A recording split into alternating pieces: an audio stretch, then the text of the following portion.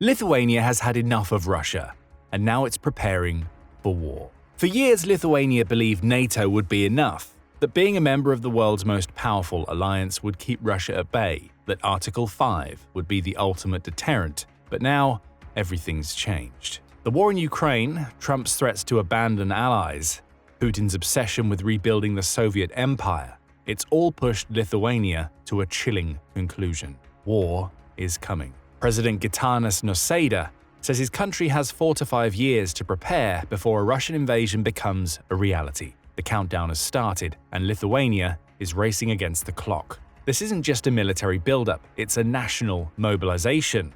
Because in Vilnius, no one's asking if Putin will strike, only when. That's the opinion of President Nausėda. He believes Russia is preparing to launch an offensive against a NATO member by 2030, and Lithuania could be first in its path. Proximity alone puts it in danger, but there's more.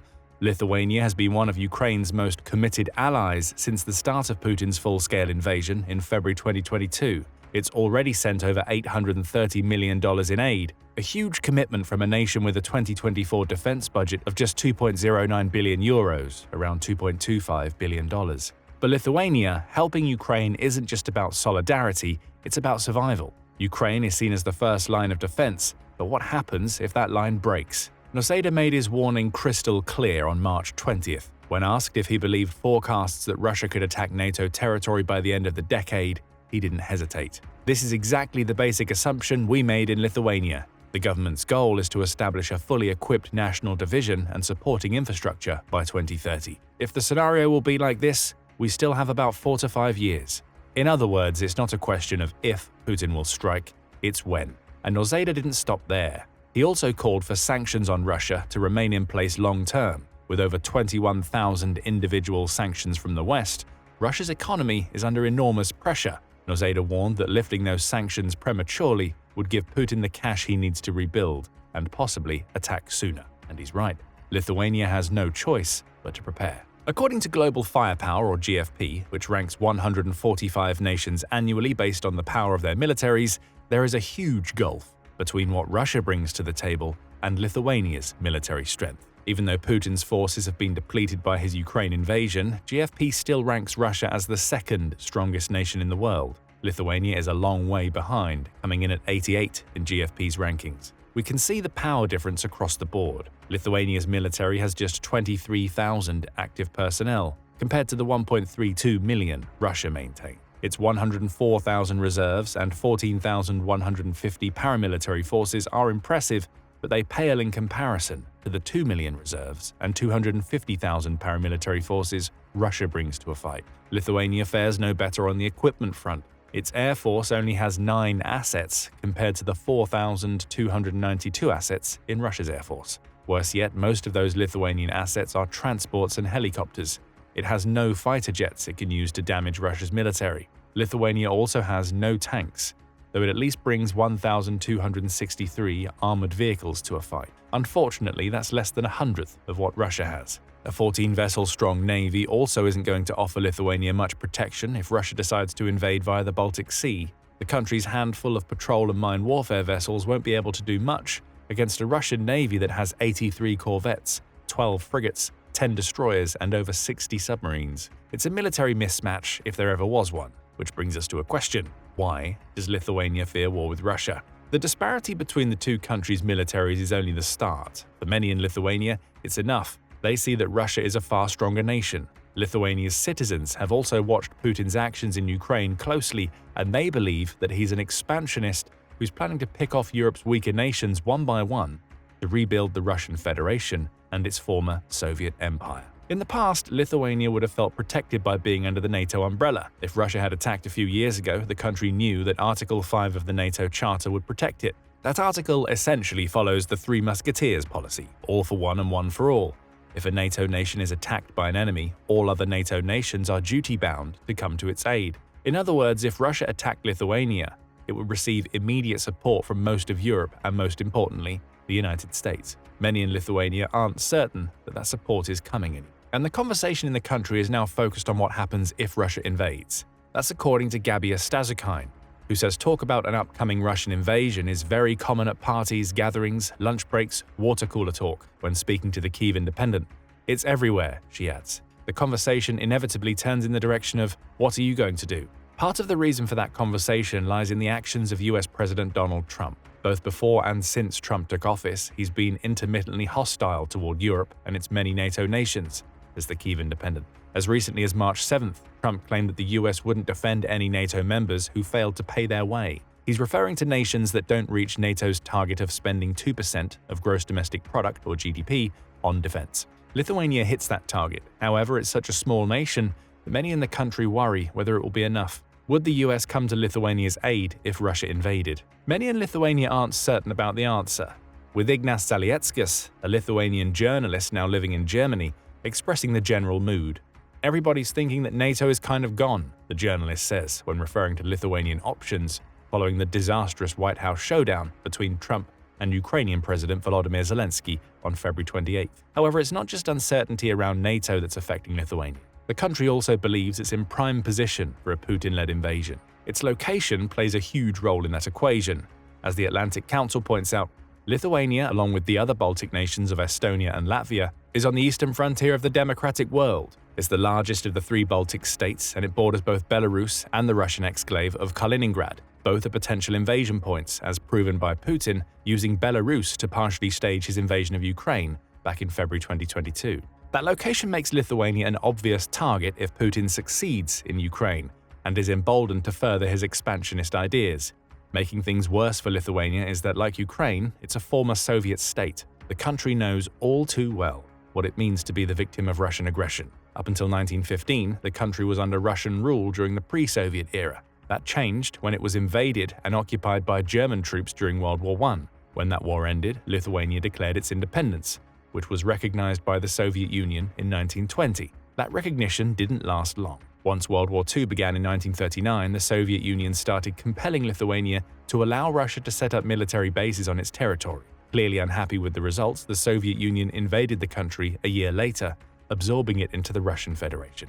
Over the next half-century, the Soviet regime deported thousands of Lithuanian citizens to Siberia while repressing all resistance.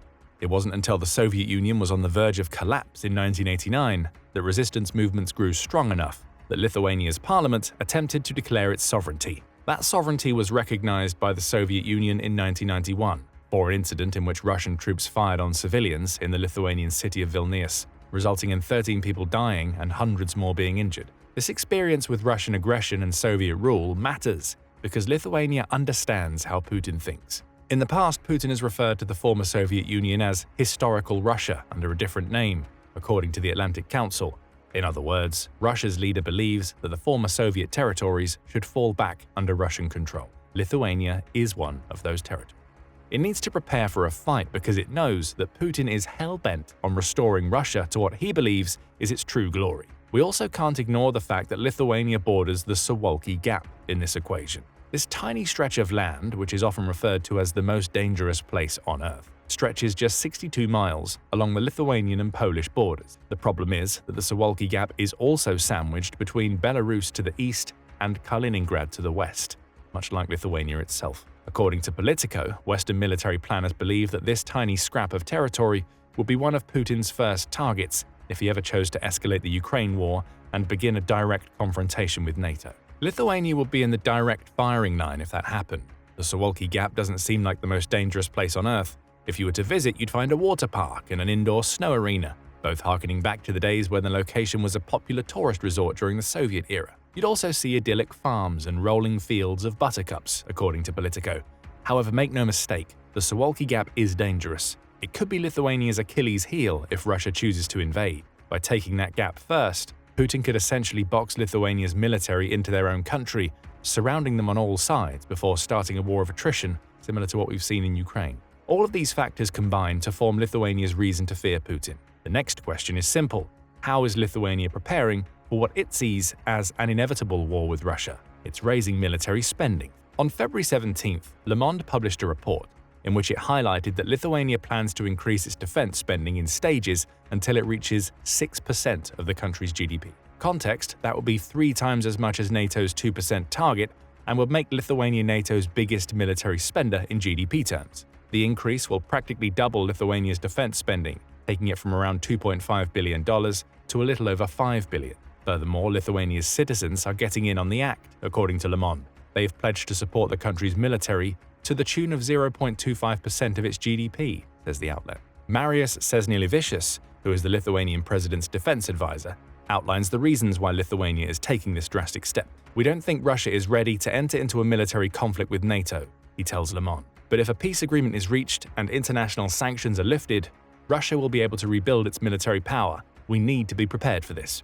When asked how Lithuania needs to prepare, the defense advisor added, "For this we need weapons, ammunition, and NATO troops on our soil." Lithuania may not get the latter, at least until Russia invades, but by bumping up its military spending, it can at least ensure its small military is properly equipped to act as some form of deterrent to Putin. Sesnilevicius makes that clear when he says, "Either we decide the budget, or the enemy will decide for us." That's an interesting remark because it shows us that Lithuania doesn't see Russia as a fellow nation anymore. Putin is the enemy. He is being treated as such. Of course, not all of that rising defense budget is going toward weapons and ammunition. As we mentioned earlier, Lithuania finds itself in a dangerous position between Belarus and Kaliningrad that makes it ripe for a Russian invasion. To counter that threat, the country is doing something very important: fortifying its borders. News of these efforts emerged in February 2024, with a report in LRT claiming that Lithuania is planning to purchase tons of engineering equipment that it will use to strengthen its borders in the coming years. The highlight of this plan is the country's 20 counter-mobility parks. These parks will be patches of land that are filled with anti-tank mines and similar anti-vehicle measures such as dragon's teeth that force any incoming force to slow down. Lithuania has already built a pilot version of one of these parks. It was presented in the Vilnius district in September and showcased a combination of the previously mentioned dragon's teeth, along with concertina rolls, Czech hedgehogs, and concrete blocks. Building these parks is a smart strategy. Though Russia has far superior naval and aerial firepower, Putin has also demonstrated during the Ukraine war that he's heavily reliant on his ground force. As of February 2024, Lithuania planned to spend 1.5% of its defense budget on building these parks and acquiring more engineering equipment it could use to slow the Russian advance. Work was well underway when LRT conducted a follow-up report in August 2024. It pointed out that the fields that line Lithuania's border with Kaliningrad are dotted with World War II-era bunkers, which Lithuania may consider reviving so they serve as a network of early warning systems for a Russian invasion from its exclave. Several thousand of these bunkers were planned during World War II. Only 300 were built, but the majority of them were on Lithuanian soil and could be filled with weapons and anti-tank munitions to further slow a Russian advance. Lithuania would have been a defender's dream had the fortifications been built in time, claims Polish researcher Kęstutis Jankas. 4 entrenched regions from northwest to southwest. Telsai region had the Baltic Sea on one side, Minios and Salpes rivers on the other. From there, the landscape is steep, with riverbeds having 20 to 30-meter cliffs, adds the researcher. Lithuania may not be able to use the full planned force of these bunkers to defend its border.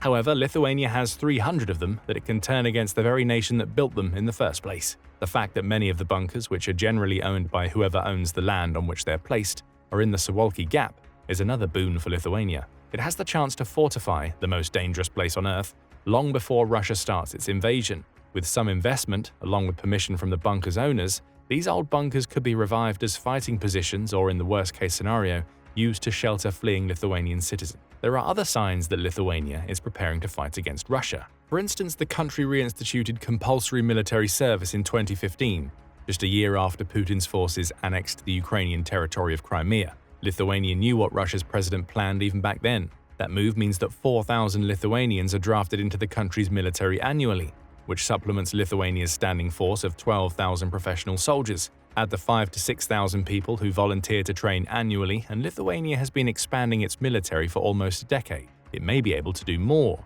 On March 20th, LRT published a report suggesting that Lithuania is looking toward Finland for lessons on how to further strengthen its forces. Specifically, Lithuanian Defense Minister Dovydas Sakalin plans to visit Finland to learn more about the country's mobilization efforts. Sakalin will familiarize here with the reserve system of the Finnish defense forces.